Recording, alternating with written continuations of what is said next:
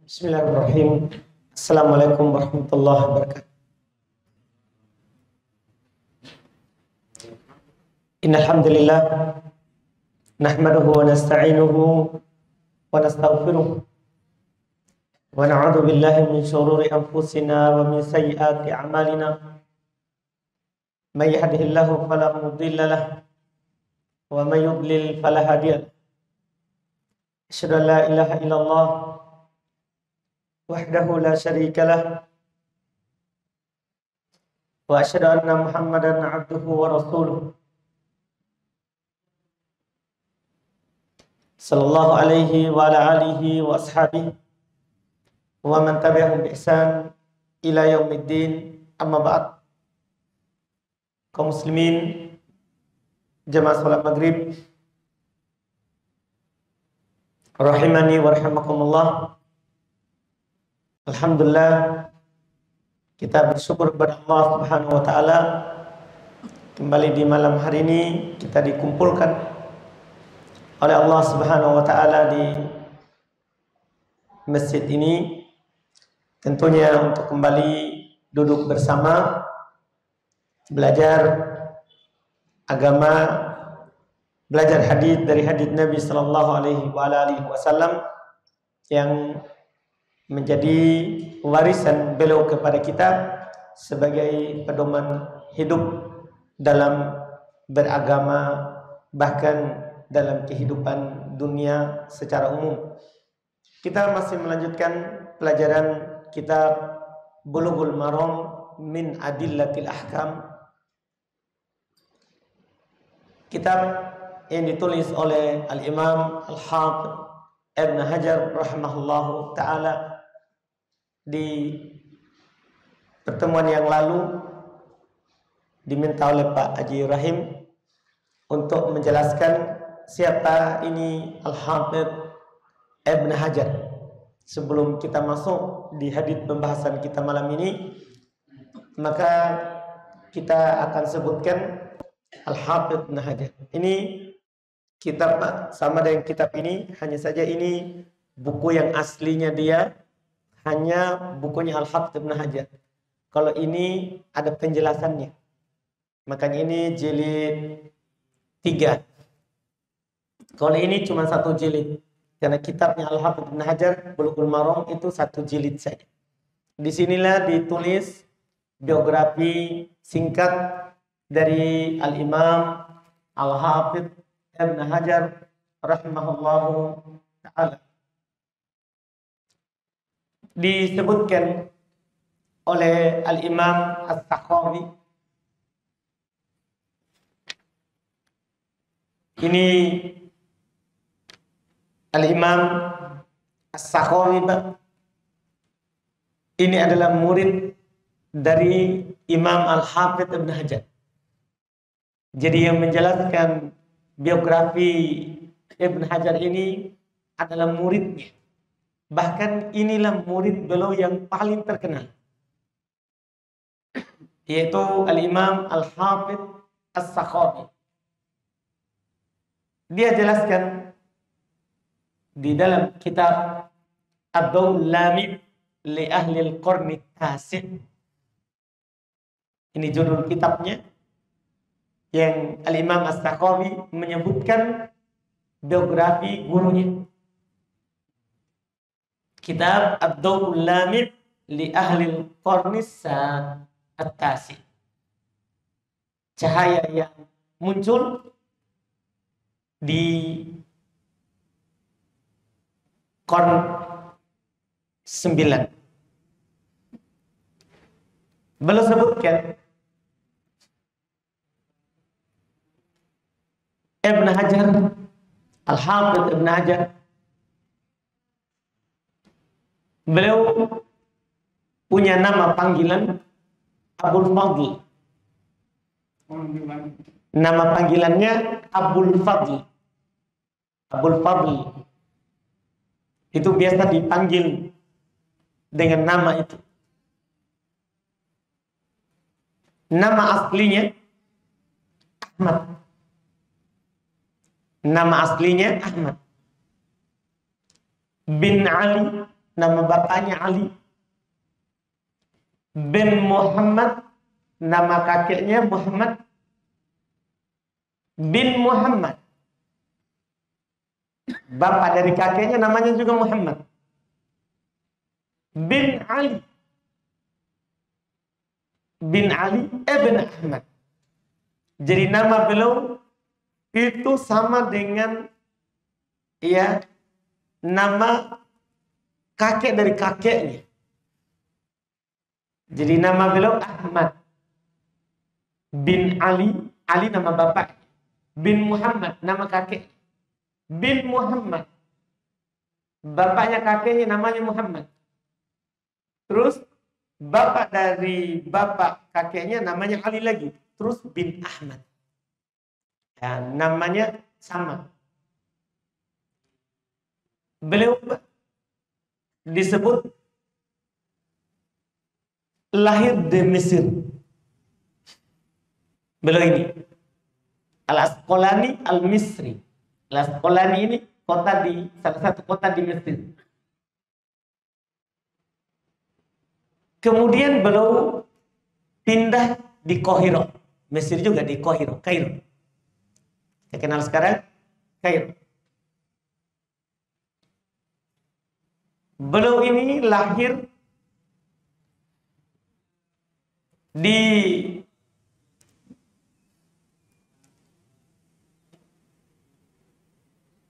tahun 773 Hijriah. Tahun 773 Hijriah. Tepatnya di bulan Sya'ban. Kalau tanggalnya mereka sebutkan dia tanggal 22. Jadi tanggal 22 bulan Sya'ban tahun 773 Hijriah.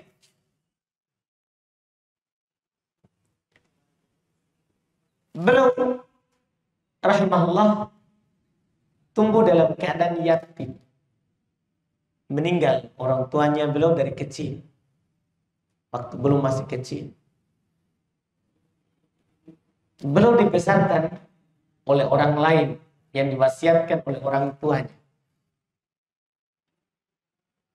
Beliau rahimahullah hafal Quran itu sejak umur 9 tahun. Ini Al-Hafidz Ibnu Hajar. Sudah hafal Quran di umur 9 tahun. Sudah hafal. Ini baru bukan mulai.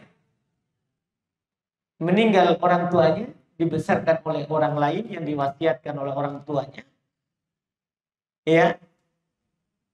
Dan belum hafal Quran di usia sudah di 9 tahun. Setelah itu beliau diberikan oleh Allah Subhanahu wa taala kecintaan terhadap hadis. Makanya dia setelah hafal Quran, dia beliau hafal ribuan hadis. Iya. Bahkan beliau dikatakan penutup para hafid hadis. Ini Al-Hafidz Ibnu Hajar. Iya. Beliau setelah banyak belajar hadis, beliau juga belajar bahasa Arab, belajar adab, bahkan beliau juga belajar qiraat, kan hafal Quran, tentang bacaan Quran. Setelah semua itu disebutkan mulai pada umur beliau sudah matang dengan ilmunya, maka beliau mulai mengajar, bahkan berfatwa. Belum pernah menduduki kedudukan qadhi. Kita sekarang hakim. Tapi setelah itu belum tinggalkan dan belum fokus kepada mengajarkan, menyampaikan agama. Belum wafat tahun 852 Hijriyah. Makanya beliau termasuk ulama ya di generasi tahun 900, dianggap tahun 900 Hijriah. Iya. Karena beliau hidup di situ. Ini Al-Hafidz Ibn Hajar.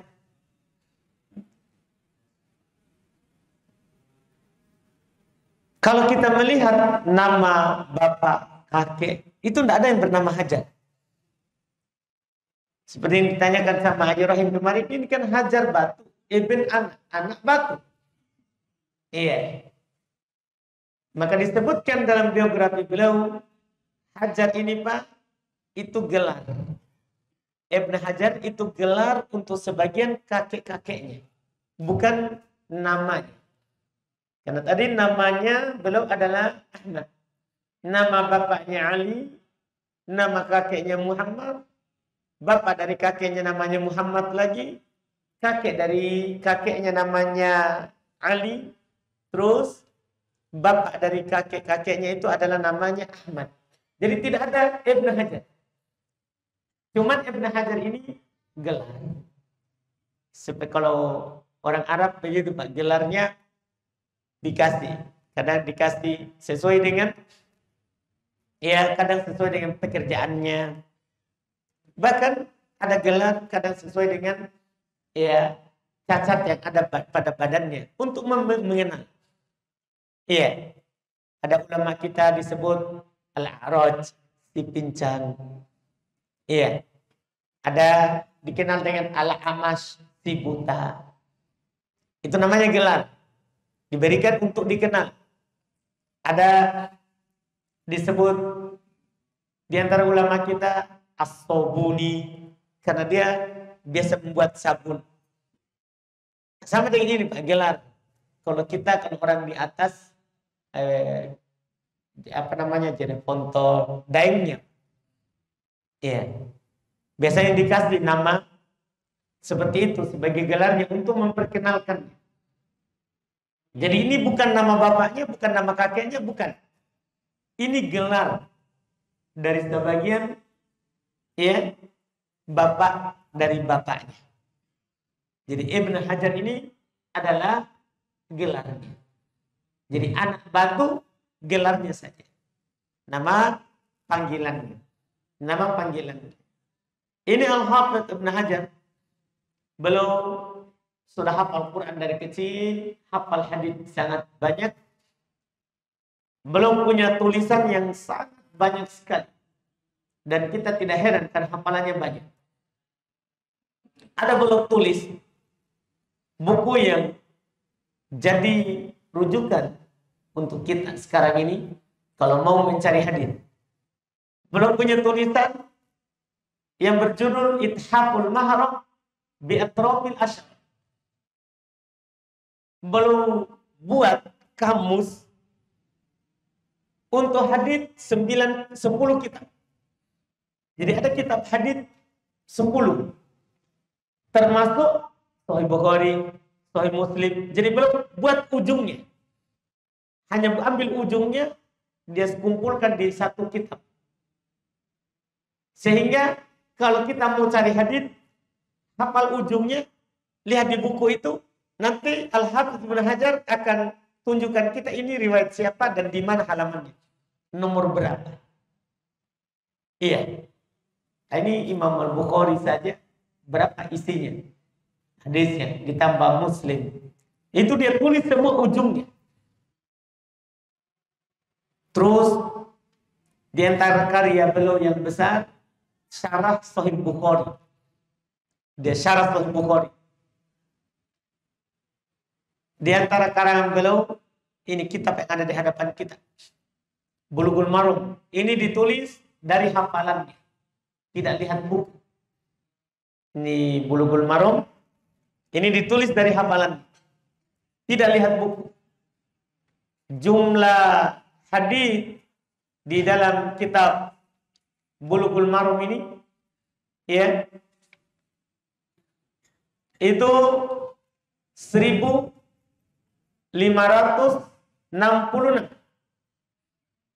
Ini di kitab ini 1566. Ini ditulis dari hafalan.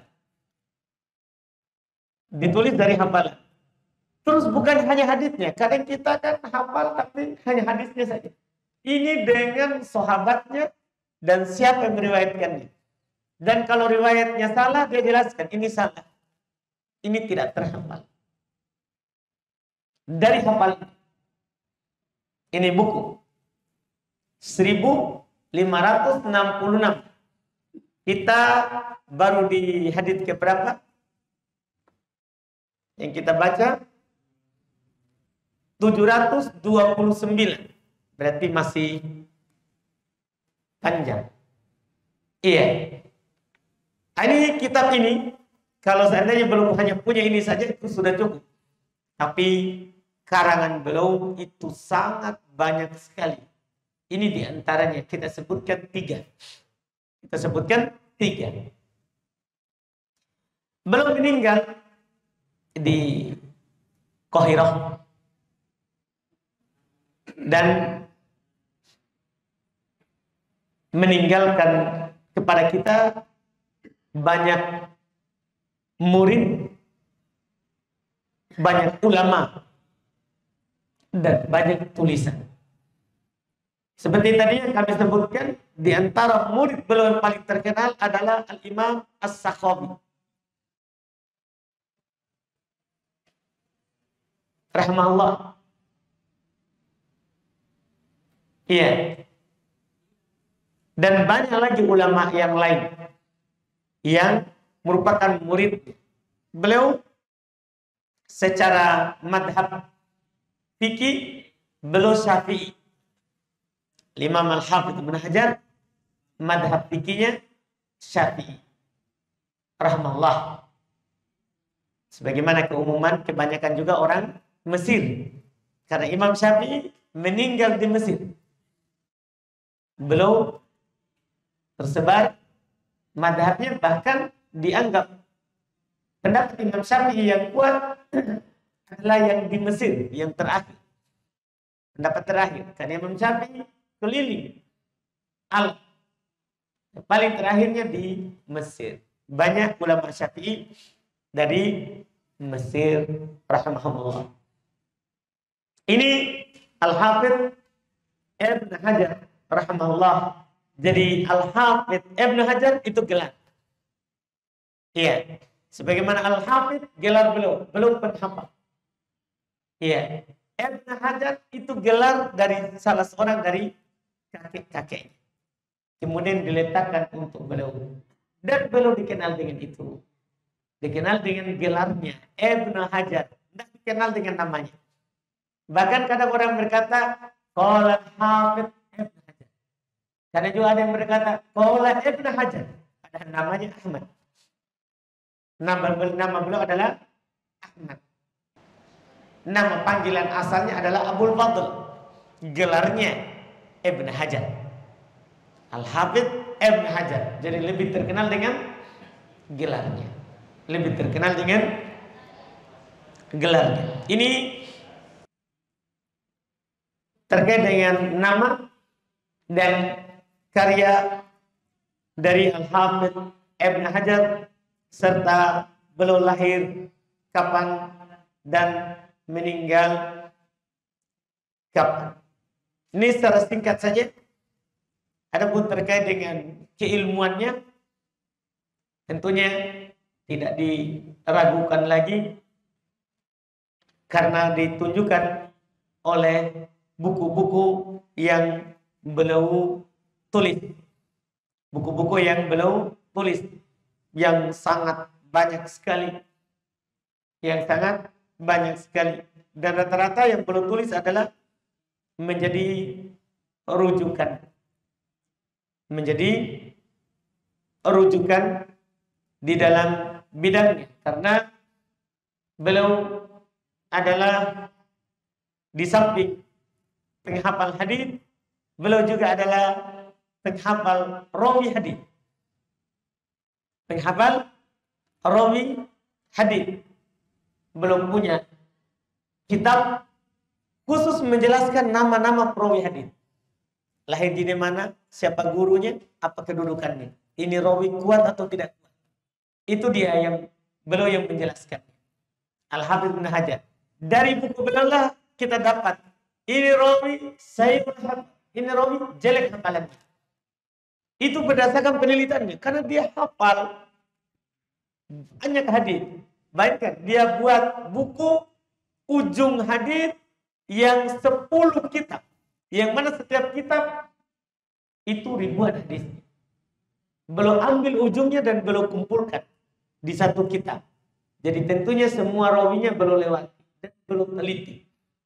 Belum teliti. Ini rawi bahkan kalau tidak ada guru atau murid yang merekomendasikan belum bilang ini majhul hal. Ini tidak ditahu apakah kuat atau tidak. Iya, dia nukil komentar dari gurunya, dia nukil komentar dari murid. Bahkan dia sebutkan hidupnya kapan, diambil dari mana, haditsnya. Iya. Dan yang meriwayatkan haditsnya imam siapa?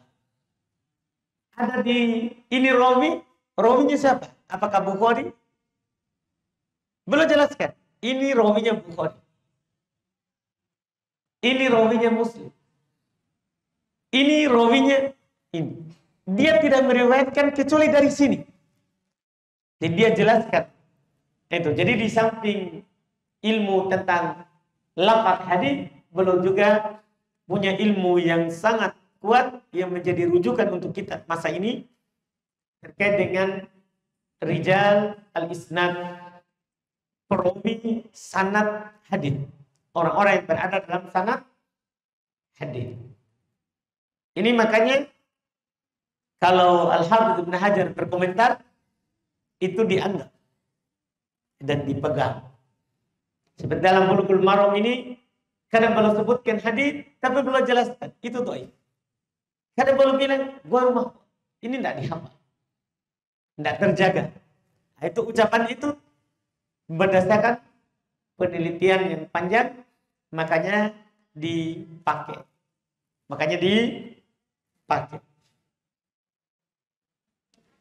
Dan diantara yang paling terkenal karena sering diajarkan buku yang kita belajar, yang kita baca di sini setiap malam Jumat. Setiap malam Jumat. Inilah Al-Hafidz Ibnu Hajar rahimahullahu ta'ala. Secara singkat, biografi beliau Ahmad Ibn Ali Ibn Muhammad Ibn Ali Ibn Ahmad Al-Asqalani Asy-Syafi'i Al-Misri Tsumma Al-Qahirah. Beliau rahimahullah. Kemudian alhamdulillah kita lanjut bacaan kita baca sedikit untuk pertemuan ini melanjutkan pelajaran haji. Kata beliau rahimahullah di hadis 720 dan 730.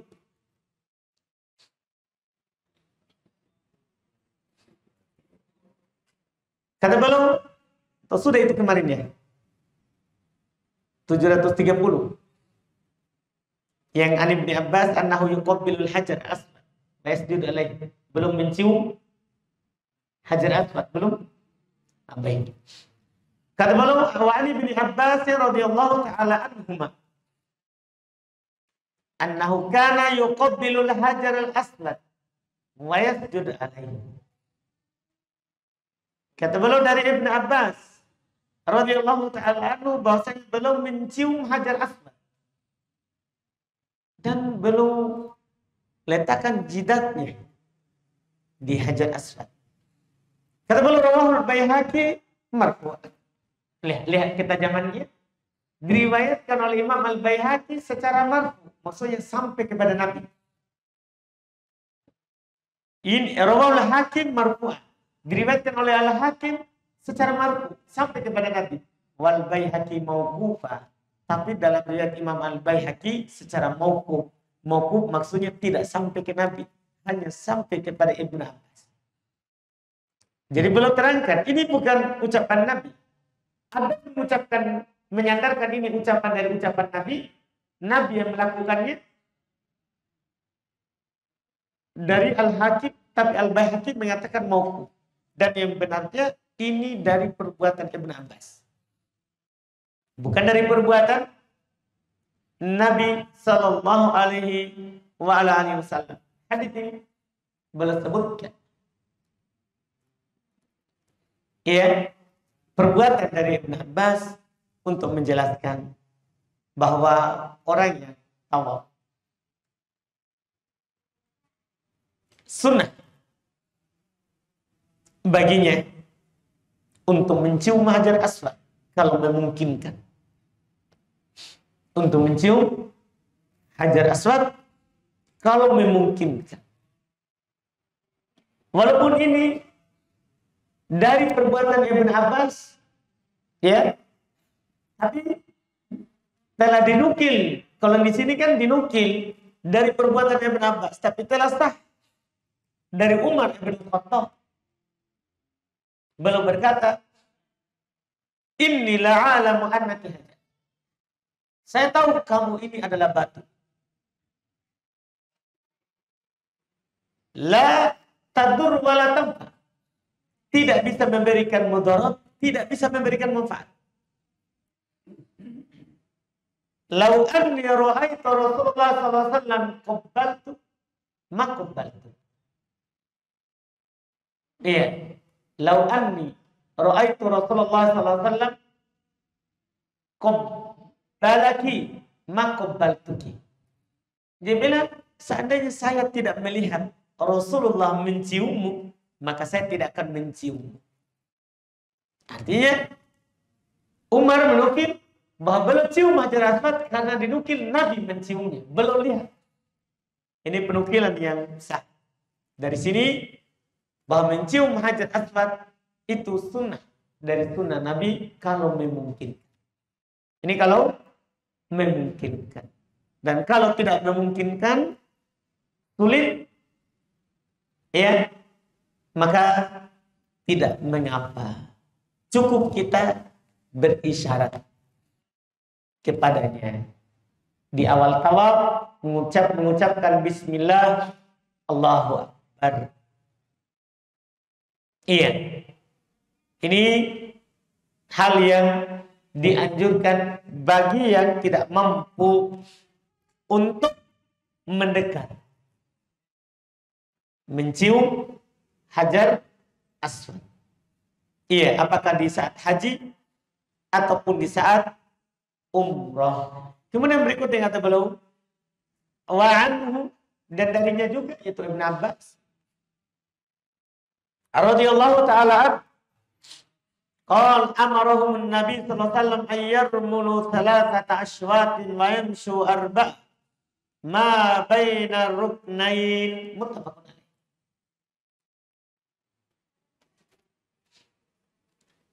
Kata beliau dari Ibn Abbas radhiyallahu taala,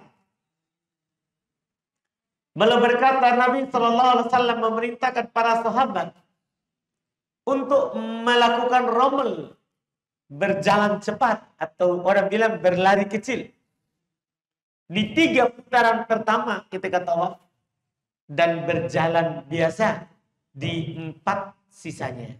Antara 2 rukun, maksudnya rukun Yamani dan rukun Hajar Aswad. Kan ada 4 sudut. Ada 4 sudut. Iya, 4 sudut ini di antara sudut sebelah sini itu di sini Yamani, di sini Hajar Aswad. Disunahkan dalam lingkaran ini, lingkaran 3 pertama untuk lari kecil. Untuk berlari kecil. Kemudian setelah itu, putaran ke-4 sampai ke-7, itu berjalan biasa. Itu disunahkan. Sekali lagi, jika memungkinkan. Karena kalau ramai berdesa-desakan, jangan lari. Jalan cepat saja tidak bisa. Iya, kita hanya berjalan biasa. Bahkan kadang ya menempel di orang. Jalannya ikut kakinya orang melangkah. Iya, kapan kita selisih sedikit atau bergeser sedikit, maka kita mempersulit diri kita. Jadi jangankan mau lari. Iya. Ini jika memungkinkan. Dan ini hukumnya sunnah dalam artian kalau kita tidak mampu melakukannya, tidak ada masalah dengan tawaf. Sama dengan mencium hajar aswad. Tidak berpengaruh pada tawafnya, tidak berpengaruh pada umrohnya, tidak berpengaruh pada hajinya. Iya, tidak memberikan pengaruh. Kemudian beliau juga mengatakan, wa Ibnu Umar radhiyallahu taala anhu, annahu kana idza tawafa bil bait tawaf al-awwal khabba salat wa masya arba'. Fi riwayatin ra'aitu Rasulullah sallallahu alaihi wasallam idza tawafa bil haji aw umrah awwalu ma yaqdamu fa innahu yas'a thalathata atwafin bil bait wa yamshi arba'atan. Dua hadis ini muttafaqun alaih. Semuanya hadis riwayat Imam Al-Bukhari dan Imam Muslim. Kata beliau dari Ibnu Umar, bahasanya Ibnu Umar apabila dia tawaf di Baitullah, maka di tawaf yang pertama sampai 3 kali putaran belum berlari kecil, maksudnya berjalan cepat seperti berlari kecil. Wa masya arba'an, sisanya berjalan biasa. Tapi dalam riwayat katanya saya melihat Rasulullah kalau belum tawaf di haji atau di umroh, maka yang pertama sekali beliau datang, maka beliau yas'a, berjalan cepat di 3 putaran pertama dan berjalan biasa di 4 sisanya. Sama. Semuanya menunjukkan apa yang kita katakan tadi, sunnah untuk berlari kecil di 3 pertama dan melakukan jalan biasa di 4 sisanya. Di 4 sisanya. Kemudian berikutnya lagi, wa'an, dan darinya juga itu dari Ibnu Umar. Qal, belum berkata, lam ara Rasulullah sallallahu alaihi wasallam yastalimu minal bait ghayra ruknainil yamaniyain. Insyaallah. Ini faedah lain lagi ketika kita tawaf. Kata beliau rawahu Muslim, diriwayatkan oleh Imam Muslim. Kalau darinya, dari Abdullah ibn Umar berkata, saya tidak melihat Rasulullah menyalami dari Baitullah.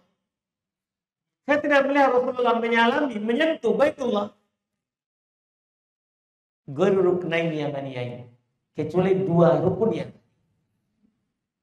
2 rukun Yamani. Dikatakan 2 rukun Yamani, tadi yang saya katakan. Karena sudut ini arah istiarah dengan Yaman. Kan Ka'bah memiliki 4 sudut. 4 sudut. Ada sini, di sini, sini. Ini yang searah dengan Yaman, searah dengan negeri kita. Iya, arah matahari naik. Iya. Dibilang ini 2 rukun ini disebut rukun Yamani. Apa itu 2 rukun Yamani? Di sini sama di sini. Hajar Aswad yang sudut sini sama yang sudut sini. Nabi kalau tawaf tidak menyentuh Ka'bah kecuali 2 ini. Iya. Ini penjelasan yang sangat bagus dari Abdullah bin Umar. Orang sekarang dia sentuh keliling. Kalau dia bisa merapat. Nah, ini kesalahan. Ya, kesalahan. Ya, itu karena keyakinannya yang salah. Mereka berkeyakinan Ka'bah itu memberikan berkah. Nah, Hajar Aswad saja tidak memberikan bahaya, tidak memberikan manfaat. Kita lakukan, kelilingi, itu karena ibadah. Allah suruh. Allah perintahkan, kita lakukan. Bukan beribadah kepada Ka'bah. Tapi beribadah kepada yang memerintahkan kita mengelilingi Ka'bah. Itu harus dipahami baik-baik. Ka'bah tidak memberikan kita manfaat, tidak memberikan kita mudarat. Yang memberikan kita manfaat, yang memberikan kita mudarat adalah Allah. Lihat ini penukilan, Nabi tidak menyentuh kecuali 2 rukun. Rukun sudut sini sama rukun sudut sini. Yang sudut sini orang namakan rukun Yamani. Yang di sini namanya Hajar Aswad. Belum hanya menyentuh 2 ini. Dalam tawaf, dan itu sunnah. Kalau memungkinkan. Kalau memungkinkan kita dekat. Kan kalau yang sebelah sini, kalau sudah lewat dari Hajar Aswad, kita kan nggak boleh mendekat. Otomatis memang. Karena sebelah sini kan ada batasan, Hijr Ismail. Di sini orang tidak boleh tawaf di antara Hijr Ismail ini sama di sini. Karena batas. Ini di luar. Harus melewati luar. Melewati luar. Jadi habis salam di sini, kita melewati luar. Ya, daripada Hijr Ismail. Iya, ini yang perlu diketahui apa yang harus disentuh. Apa yang harus disentuh. Iya, jadi tidak perlu kita pergi menggantung semuanya di Ka'bah. Nah, apalagi sambil dicuri kainnya. Iya, untuk dibawa pulang ke kampung. Iya, tidak ada. Iya. Ini yang disebutkan. Kemudian tadi yang kami sebutkan perkataannya Umar, ini menjelaskan kepada kita sisi akidah, sisi yang harus kita yakini. Kata penulis Al-Hafidz Ibn Hajar, Wan Umar, dan dari Umar, khalifah kedua, ya, mertua dari Nabi kita Muhammad SAW. Iya. Radhiyallahu ta'ala annahu qabbala al-hajar. Bahasanya belum mencium Hajar Aswad. Mencium Hajar Aswad. Waqal, dan beliau katakan, inni a'lamu annaka hajar. Saya tahu kamu ini batu. La tadur wa la tanfa'. Tidak memberikan bahaya, tidak bisa memberikan manfaat. Walaula anni ra'aitu Rasulullah yuqabbilu kama qabbaltu. Seandainya saya tidak melihat Nabi sallallahu alaihi wasallam menciummu, saya tidak akan menciummu. Jadi ini dicium, disentuh bukan karena dia memberikan manfaat berkat kepada kita, tapi karena Nabi yang ajarkan. Keberkahannya di situ. Kita lakukan syariat, bukan karena batu. Ini harus dipahami oleh orang yang pergi haji atau umroh. Bahwa Hajar Aswad adalah makhluk dari makhluk Allah, tidak bisa memberi manfaat, tidak bisa memberi mudarat. Tapi karena kita dianjurkan untuk menciumnya, kalau mampu kita cium. Itu adalah bentuk peribadatan. Bentuk ibadatan kepada Allah. Bagaimana kalau kita mampu menciumnya? Maka boleh sebutkan hadis berikutnya. Wa an Abi Tufail, dan dari Abi Tufail, qala, beliau berkata radhiyallahu anhu, ra'aitu Rasulullah sallallahu alaihi wasallam yatufu bil bait. Saya melihat Rasulullah sallallahu alaihi wasallam tawaf mengelilingi Baitullah, wa yastalimur rukun bimihjan.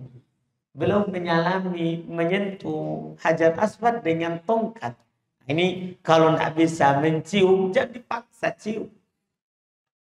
Disentuh dengan tangan. Kalau tidak bisa, boleh dengan tongkat. Kalau bisa, kalau memungkinkan.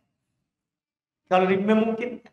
Nabi SAW menyentuhnya dengan tongkat. Wa yuqabbilul mihjan, dan belum mencium tongkat.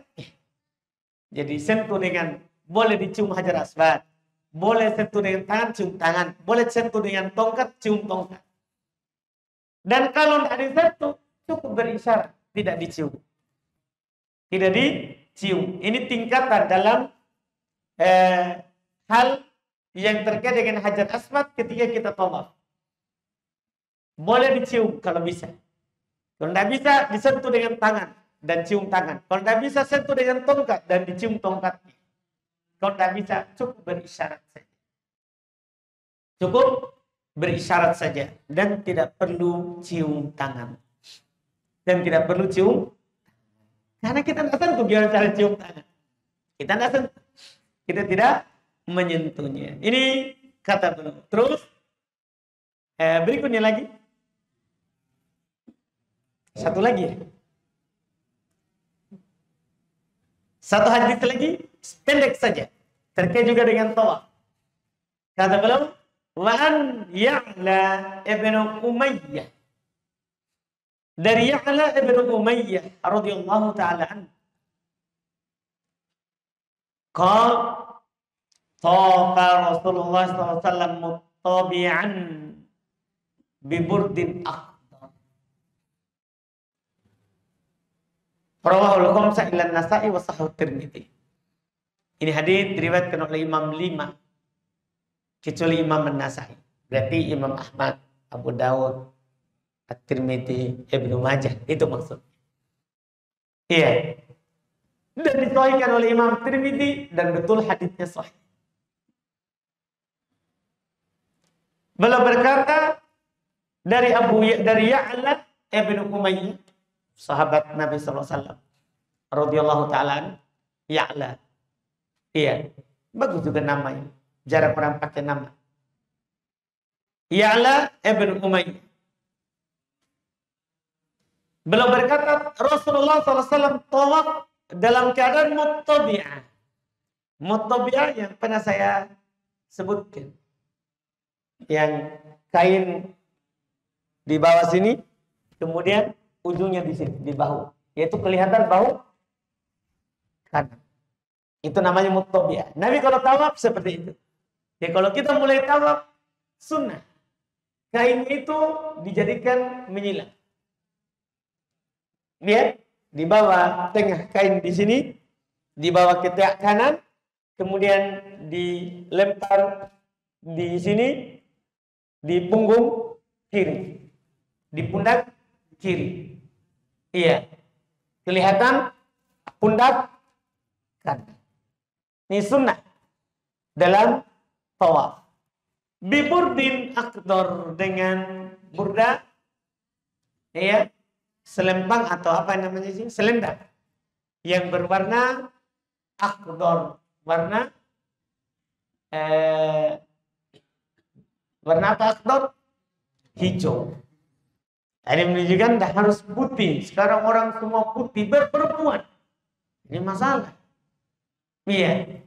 Jadi perempuan pakai putih saja, wah, kelihatan auratnya. Kelihatan auratnya. Nah, harus Nabi tawaf dengan pakaian yang warna hijau. Pakaian berwarna hijau. Tidak harus putih.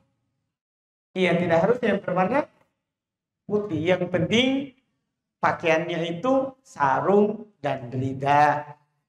Sarung dan selendang bagi laki-laki. Kalau perempuan dia pakai seperti pakaian biasa, hanya tidak boleh pakai kaos tangan, tidak boleh pakai kaos kaki. Itu saja perempuan. Dia bebas pakai pakaiannya yang menutupi auratnya. Hanya saja tidak boleh pakai kaos tangan. Iya, tidak boleh pakai kaos tangan. Itu yang disebutkan. Itu disebutkan. Kalau laki-laki tidak boleh pakaian yang berjahit. Itu saja. Tidak boleh pakaian yang berjahit. Ini alhamdulillah yang kita ambil di malam hari ini. Ini pelengkap semua ya. Terkait dengan hadis Jabir bin Abdullah. Ini untuk melengkapi hadis Jabir yang telah lewat. Masih banyak ini terkait dengan apa yang beliau ingin sampaikan. Tapi kita baca lagi di pertemuan yang akan datang insyaAllah. Sisa tentunya paling tinggi mudah-mudahan 2 kali pertemuan lagi atau 3 kali lagi lah masalah haji ini. Setelah itu kita masuk di jual beli. Kita masuk di pembahasan jual beli. Artinya keluar dari ibadah, masuk di muamalah. Masuk di muamalah. Alhamdulillah. Ada pertanyaan? Masya Allah. Direbut sama Pak Syahril ini, Pak Haji. Ya, Assalamualaikum warahmatullahi wabarakatuh. Waalaikumsalam. Ini Ustaz, ini mengenai batu Hajaratul Aswad Ustaz. Batu Hajar Aswad, dobel sekali. Iya, saya pernah membaca Ustaz bahwa sejarahnya ini batu Hajaratul Aswad ini batu berasal dari surga Ustaz. Kemudian dibawa turun oleh malaikat, disimpan di Mekah. Kemudian batu itu dulunya warna putih Ustaz, putih. Tapi sekarang kan sudah agak hitam. Yang orang itu di sana kan banyak orang melakukan seperti tadi mencium, menyentuh, itu kan seperti pencucian dosa Ustaz. Atau apa istilahnya? Apakah kalau kita beribadah di situ dosa-dosa kita terhapus Ustaz? Iya, Masya Allah. Berarti sama dengan keyakinan agama lain ya. Ada istilahnya pergi sana, kita cuci dosa di Hajar Aswad, akhirnya batunya menjadi hitam. Artinya kita berdoa di sana, apakah memang dosa kita diampunkan Ustaz? Iya. Bukan kita mencium Hajar Aswad yang dosa kita diampuni. Kita pergi haji, kembali sudah seperti bayi. Bukan karena Hajar Aswad. Dan Hajar Aswad Pak tidak ada sejarahnya dulunya putih kemudian menjadi hitam karena dosa. Ya itu memang dari dulu dinamakan Hajar Aswad. Dari sebelum Nabi Pak sudah Hajar Aswad. Jadi itu berubah sedikit-sedikit ya. Karena banyaknya dosanya orang mempengaruhi batu. Itu khurafat Pak. Itu adalah khurafat saja. Hanya cerita saja. Iya, kita akan diampuni dosanya dengan perjalanan haji, perjalanan umroh. Kan Nabi bilang, al-umroh ilal umroh mukaffiratun ma bainahun majtanabal kabair. Umroh ke umroh itu menghapuskan antara keduanya. Betul, sudah ada dari sebelum Nabi. Nih. Silakan Pak. Terima kasih banyak Ustaz. Tawaf itu dilakukan 7 kali pertama. Kita mencium Hajaratul Aswad. Apakah nanti selesai tawaf 7 kali baru mencium? Atau di antara 7 kali itu kita mencium? Setiap putaran Pak. Jadi setiap kita lewati sunnah mencium Hajar Aswad atau menyalaminya baru lanjut.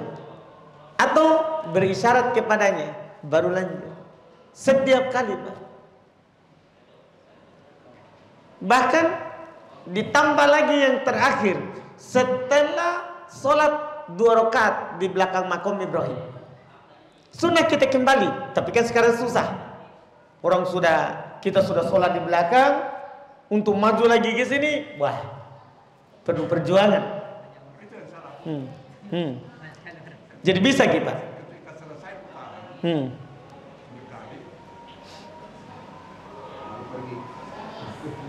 saya mundur ke belakang mata Ibrahim salah satu karena ingin sekali mencium batu Hajaratul Aswad. Sudah mendekat, saya tersekat. Iya, Masya Allah. Iya, karena ingin sekali. Memang sunnah Pak, setelah sholat pergi lagi. Bukan, dan itu setiap kali. Tapi sunnah lagi tambahan setelah itu. Cuma itu tadi, toh bapak terlempar. Karena banyak juga yang ingin Pak, bukan hanya kita. Iya, apalagi itu tadi. Itu arahnya itu makom Ibrahim kan Pak. Di sini Hajar Aswad. Kan arahnya miring begini. Kita kan sholat di belakang sini. Berarti kita akan lawan arus ini. Kan orang begini. Kita mau begini melawan arus. Kan pasti. Kalau ya bisa mungkin kalau kita mau tawaf lagi sekali. Tapi kan sudah siapkan tenaga untuk sa'i. Masih ada sa'i 7. Daripada berjuang untuk ini karena mau mencium Hajar Aswad, ya itu kan nanti bisa pingsan. Betul. Belum lagi sudah tua. Iya. Saya sisir saja. Saya sisir. Sudah mendekat 1 meter dengan kaki. Saya terlempar. Iya, ingat Pak, terlempar tak itu karena orang, bukan karena haji tak tidak sah. Iya, jangan sampai ada keyakinan, wah kayaknya ini enggak ada masalah. Tapi yang aneh Ustaz, itu saya punya sepupu ipar juga, kali sepupu ipar juga. Dia kan kecil orang, barangkali tingginya 1 meter lebih, agak pendek. Dia selalu berdoa, mudah-mudahan saya bisa naik kelas jiwa. Ketika dia naik, Ustaz, dia lihat orang semua besar-besar. Bahkan dia jalan di bawah apa namanya itu, kakinya orang datang ke tinggi. Dia bilang, ya Allah, bagaimana saya ini mau mungkin mengajar Allah. Saya ini kecil sekali, lempar-lempar. Sudah lama harus bilang begitu, Ustaz. Ada yang lempar dia. Akhirnya pas rezeki itu doanya Pak terkabul. Iya kan dia berdoa, dia mau sekali semoga naik haji bisa mencium Hajar Aswad. Sampai dia berjuang katanya Pak Haji sampai masuk di kolong-kolong kakinya orang. Akhirnya orang lempar, kena Hajar Aswad. Rezeki itu namanya, itu bentuk doanya. Itu pengabulan doanya. Itu menunjukkan tidak ada yang mustahil kalau Allah inginkan. Baik, Masya Allah. Silakan Pak Haji. Saya ada pertanyaan yang minggu lalu Ustaz. Saya ingat juga. Kemarin minggu lalu Ustaz mengatakan bahwa penyembelihan di wilayah Mina. Jadi pernah kejadian ataupun barangkali juga di kampung saya mengatakan bahwa haji kurban waktunya sempit tapi luas tempatnya. Ini anunya dia Pak. Iya. Nah, jadi apakah sah dia kurban, dia naik ke tanah suci, berangkat ke tanah suci, tapi dia kurban di Indonesia? Oh iya, baik. Banyak kejadian begitu Pak. Saya banyak kejadian begitu. Istilahnya dia berangkat ke tanah suci, tapi dia berikan kepada keluarganya bahwa kurban saya dipotong di Indonesia. Gimana? Tidak boleh Pak. Kan memang betul itu. Sebenarnya kalimat awalnya tadi hampir saya bilang betul. Karena memang haji kurban itu apa? Sempit waktunya. Tapi luas tempatnya betul. Tapi kan Nabi bilang Mina kulluha manhar. Mina semuanya tempat sembelihan. Itulah dibilang tempatnya luas. Karena seluruh Mina itu adalah tempat sembelihan. Jadi bukan di negeri lain. Iya, ini harus dipahami. Betul. Betul sekali itu pernyataan. Haji itu kan waktunya sempit sekali. Ya, kita hanya bisa berkurban tanggal 10. Nah, kalau tidak bisa tanggal 11. Kalau tidak bisa tanggal 12. Kalau tidak bisa tanggal 13. Paling terakhir sebelum matahari turun. Kan sempit secara waktu. Tapi Mina luas. Makanya Nabi bilang Mina kulluha manhar. Mina semuanya tempat untuk menyembelih. Bahkan Nabi bilang sembelih di tenda-tenda kalian. Jadi hanya di Mina Pak, bukan di Mekah. Apalagi gini Pak, Nabi Pak dulu kan ada penjual di Mekah. Nabi dan para sahabat waktu pergi haji belum giring hewan sembelihannya dari Madinah. Kenapa tidak dipotong saja di Madinah? Kan ngapain bayar repotnya ini? Berjalan berhari-hari, bawa sudah kendaraan, bawa lagi hewan kurban. Kenapa repot? Itu menunjukkan sunnahnya dikurbankan di Mekah. Itu menyelisih. Iya, betul ucapannya, tapi bukan berarti di luas, bebas di negeri manapun. Enggak, Nabi sudah batasi. Mina kulluha manhar. Mina semuanya tempat menyembelih. Kurbannya bukan kurban haji. Bukan kurban biasa. Nah, bukan kurban haji, karena kurban untuk haji tamattu, haji qiron harus di sana. Harus di sana. Seperti itu. Tidak ada pertanyaan? Alhamdulillah.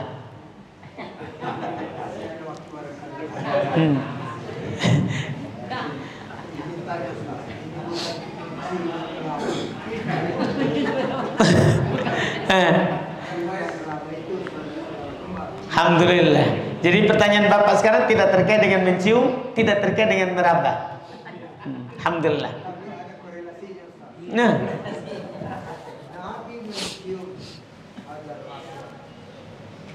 berarti tentang mencium ini.